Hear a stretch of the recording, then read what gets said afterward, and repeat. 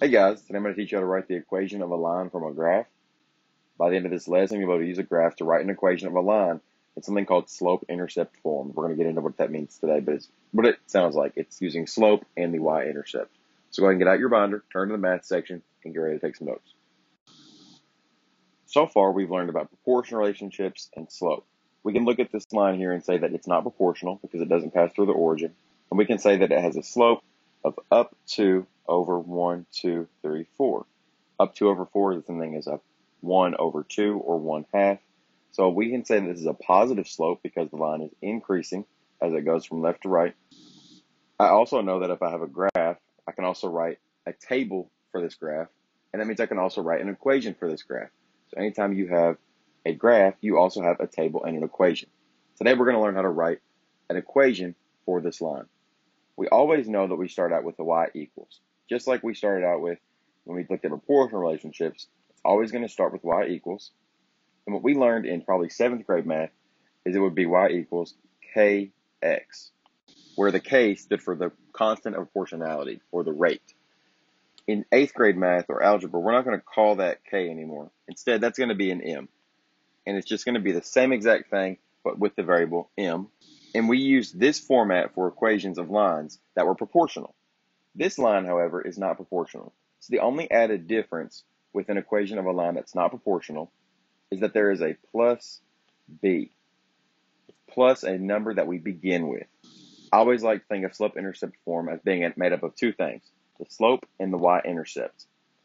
The y-intercept is the b because it tells you where to begin on the y-axis, and the m tells you how to move. That's the slope. So that's all you need to know, but let's go and take some notes for this, and let's unpack this a little bit more. So when we write an equation for a line, we only need to know two main pieces of information. We need to know the slope, which we represent with the variable m because it tells you how to move. You also need to know the y-intercept, and that's really important because it tells you where to begin. So I use the b to think about that's where I begin. So real quick, let's look back at that graph that we just started with. The template is always going to be y equals mx plus b. We need to know the m and the b. You already know how to find the slope. You count from one point to another, the rise over the run. So we know that the slope is 1 over 2. Now see if you can figure out what is the y-intercept. At what point does the line cross the y-axis? So at what point does this line get intercepted? Like in football, you catch the pass, you intercept the ball. At what point does the y-axis catch the ball? See if you can think about it, figure it out. Hopefully you're saying to yourself, -2. You'd be correct. This line crosses on the y-axis at -2. So the equation for this line would be y equals 1/2 x plus -2. The x and the y stay variables because the x and the y represent points on the line, and those are changing because as the line goes from across the graph, the points are changing. So the x and the y stay variables. The only things you need to fill in are the slope and the y-intercept. You find the slope by counting rise over run, and we found the y-intercept because that is where it crosses on the y-axis. And that's it. So like I said, if the graph is proportional, it's just going to be y equals mx, or like we learned last year, maybe y equals kx. But if it's not proportional, the equation will be in the form y equals mx plus b. There's other forms you can write an equation of a line in, but this one is the most useful to us right now, and it's called slope-intercept form. So that's what we're learning about today, is how to write an equation of a line in slope-intercept form. So before we move on to the next information, let's go ahead and jump down to number 1 and 2, and let's practice finding the slope, the y-intercept, and writing an equation of this line. So let's go ahead and start here on number 1. We can already tell that this graph is not proportional because it's not going through the origin. So this graph is not proportional. This means that we're going to write the equation of this line in slope-intercept form. So we're going to need to find two things. One is the slope, number 2 is the y-intercept. Let's begin at the b. Let's begin with this y-intercept. So look here on this graph and see where does it cross the y-axis. At what point does the line cross on the y-axis? You should be thinking to yourself, 4. It touches on the y-axis at 4. So our b in the equation of this line is going to be represented by 4. The next thing we need to find is our slope, or our m. It's how we move. You can pick any 2 points on this line, but I'm going to always start at the y-intercept now that I know that that is a point on my line. And I'm going to count up and over. We always count our rise, over, run. So pay attention to your units here. It goes from a 4 to a 6. So I'm going up 2 and then over 1, 2. So 2 over 2 is my slope. I always want to check and see if I can simplify that. I can. 2 over 2 is the same thing as 1. So that's all I need to know to write the equation of this line. I only need to know the slope and the y-intercept. Then I just plug it into this format, and that's going to be the slope-intercept form. So it always is going to start with a y equals.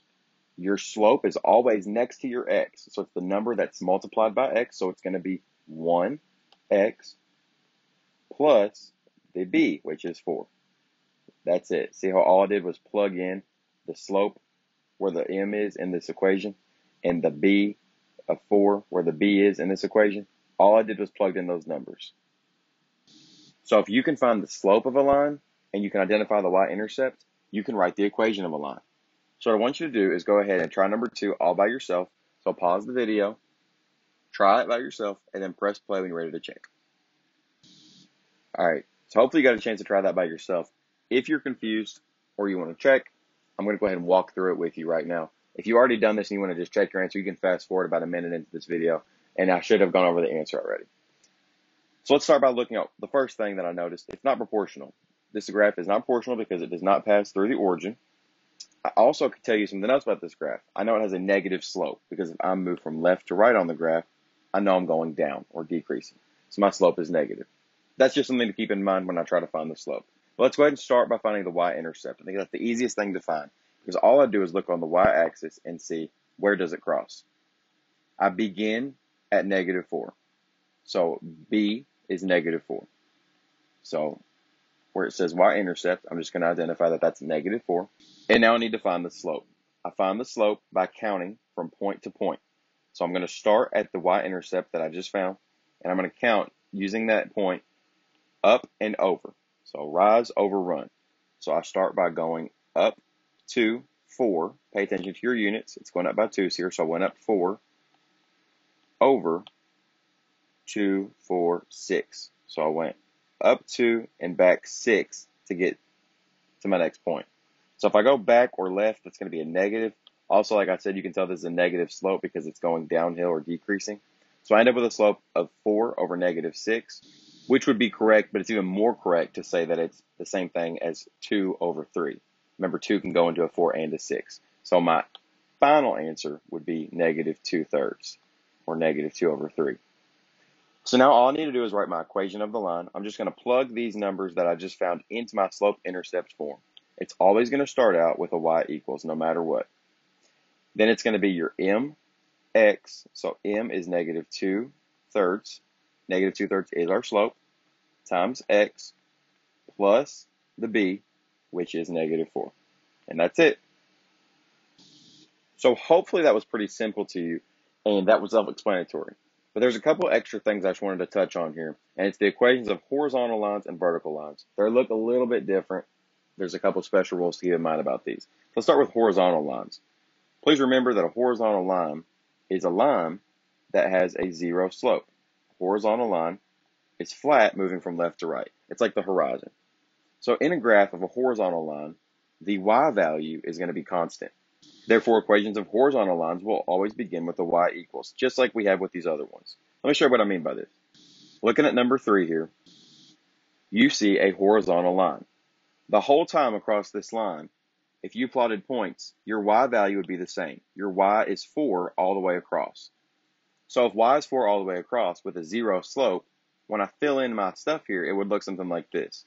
The slope is 0, the y-intercept is 4. When I write the equation of a line, it's always going to be y equals a number times x, so 0x plus b, which is 4.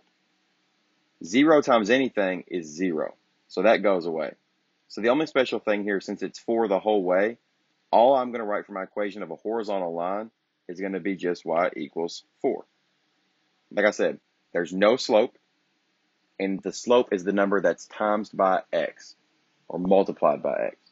So if there's no x, then you can just write y equals b. In this case, y equals 4. So in an equation of a horizontal line, it's just going to be y equals that number.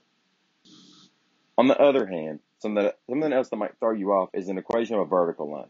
Remember, I like to think about your vertical, like in basketball, is how high you can jump. So it's the up and down one. It's straight up and down, your vertical. So in the graph of a vertical line, the x value is always constant. If the x value is always constant, you're always going to begin, instead of a y equals, with an x equals. This is the only time you'll see an x equals. Let me show you an example. So look at number 4 here. You have a vertical line, and the whole time, if you plotted the points on this line, they would be -6. So this is like -6, 0, -6, 2, -6, 4. All the points on this line are at -6. You also know that the slope is undefined. If you remember, you can't even put your dirt bike on this line. That makes it a not zero slope, but an undefined slope. If you can't write the slope, then you can't write the equation of the line in slope-intercept form. So instead of writing a y equals, this is the only situation where you're going to see it written as x equals. So you'll notice that, as you can see here, it has no slope because it's undefined, and it also has no y-intercept. So that's another clue that says we can't write this in slope-intercept form. We don't have a y-intercept. So instead of writing it in y equals mx plus b form, we're going to just write x equals -6 because that's the number that x is the entire time. So that is it for our notes for equations and graphs. The big takeaway for today is that when you write an equation of a line, you're almost always going to use y equals mx plus b. That's our slope-intercept form of a line where you need to know the slope and the y-intercept. The only exceptions are if you have a horizontal line and you don't have a slope, the slope is 0, you're going to just use y equals that number. And if it's a vertical line, you're just going to write x equals that number. So take a screenshot of this, write this down. This is going to be the most important tool for you to use going forward. All right, guys, that's it. If you made it to the end of this video, please put in the comments your goal for the week. Today we learned all about equations and graphs. So now you should be able to use a graph to write an equation in slope-intercept form. Now you should go back to your calendar and complete any other assignments you have left for the day. Let me know if you have any questions. Bye.